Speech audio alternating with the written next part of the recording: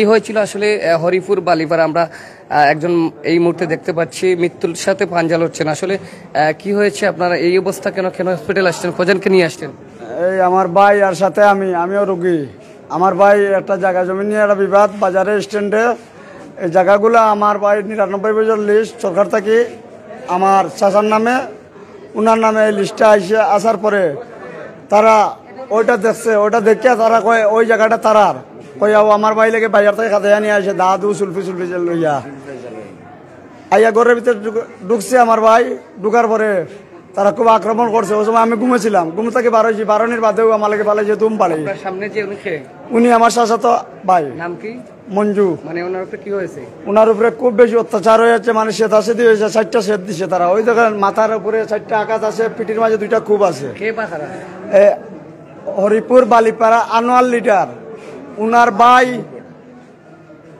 উনার ভাই সাব্বির, উনার চাচাতো ভাই হইল কি তাসলিম কবির, এর বাদে হইল কি ওনার চাচা আনোয়ারের আলাউদ্দিন, এরপরে হইল কি মিজান। ওইগুলো আসলে আপনাদের দ্বন্দ্বটা কি নিয়ে, কোনো জমি সংক্রান্ত বিষয়? আমাদের দ্বন্দ্বটা এই যে স্ট্যান্ডের জায়গা জমিন নিয়ে দ্বন্দ্বটা। স্ট্যান্ডার্ড যে জায়গা জমিনগুলো আছে, এই আমরা তো দেখতেছি যে সেনাবাহিনী কেন আপনাদের হরিপুরে অবৈধ উচ্ছেদ অভিযান করতেছে, এইগুলা কিছু নিয়ে? জি না, এইগুলা কিছু নিয়ে না, ওইগুলা নিয়ে তো জায়গা জমিন সবগুলা ভাঙ্গা দিছে বাজারে। ওই ভাঙ্গার পরে ও আমার ভাই কইলে আইতা জায়গা জুগাইতা তো আমার বাপের আগেই ছিল, ওইটা বললো করে আমার বাইরে বাজার থেকে নিয়া। আপনার চাচা কি মুক্তিযোদ্ধা ছিলেন? জি জি, আমার চাচা মুক্তিযোদ্ধা ছিলেন। আজকে সকালে কোন সময় আপনাদের ফজরের আজানের পরপর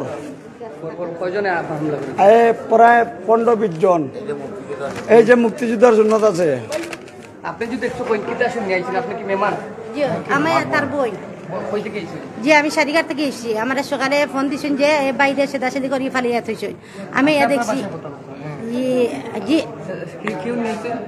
জি, আমার বাইরে সেদাসেদি করে গরম তারা মারিয়া ফেলাইয়া গেছে। তারা সারা বাড়ি গিয়া আলাউদ্দিনের বাড়ি তারাই গিয়া আনোয়ার আলাউদ্দিন, এরপরে শেব্বির, এরপরে তারা জি গিয়া আওয়ামী লীগ আনাহার, তারা সবাই রাজনীতি করে, বুঝছেন। তারপরে আমি আইসি, আইয়া আমার ভাই দেখিছি যে লাশ পণ্য, আমার ভাই কোনো জ্ঞান নাই, বুঝছেন। আমিও তারা ডাকছি, ডাকিয়া আমার চাষি ঘর রাস্তা চাষি বার করছি, বার করিয়া গেলাম কিতা হয়েছে বলে গো মাই তারা সারা বাড়ির লোকে মারিয়া গেছে, বুঝছেন। তারপরে আমার ভাই আর আমি যে খান্তা খুঁটা করছি, আশেপাশে মানুষ হইয়া জমা হয়েছে, জমা হইয়া আমার ভাই তুলা মারি বিস্তাত নিছি, বিস্তাত নিয়ে আমার ভাই ওপরে গিয়ে আমার ভাই চাইছে, চাইয়া দেখি যে আমার ভাই ভাই রক্ত ভাইয়া পরে রাস্তায় যে একটা রুম আছে ঘরের, এই রুম নিয়ে মারছে, একটা জানলা ভাঙ্গা, একটা দরজা ভাঙ্গা, পিছে দিয়ে একটা আহত নইছেন গিয়া। আমরা 5 জন হয়েছে আহত। গুরুত্ব একজন, উনির অবস্থা পাঞ্জার সাথে লড়ছে, উনার অজ্ঞান অবস্থা। আমার বাসা কেউ না, শুধু আমার ভাই, আর কেউ নাই, বুঝছেন। জি না, আর কেউ নাই। আর এইটাই লোক শাসার ঘর ভাই, আমার পাশের ঘর। জি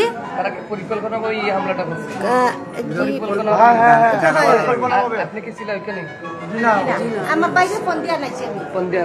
জি, তারপর উনি ঘরের ভিতরে দরজা জানালা সবগুলা ভাঙ্গিয়া গিয়ে হামাইয়া উনার কিছু লেনদেন আছিল, কোনো একটা বিজনেসের টাকা ছিল, ওই তারা শোকেস ভাঙ্গিয়া ওই বিজনেসের টাকাগুলা উনার নিয়ে গেছে।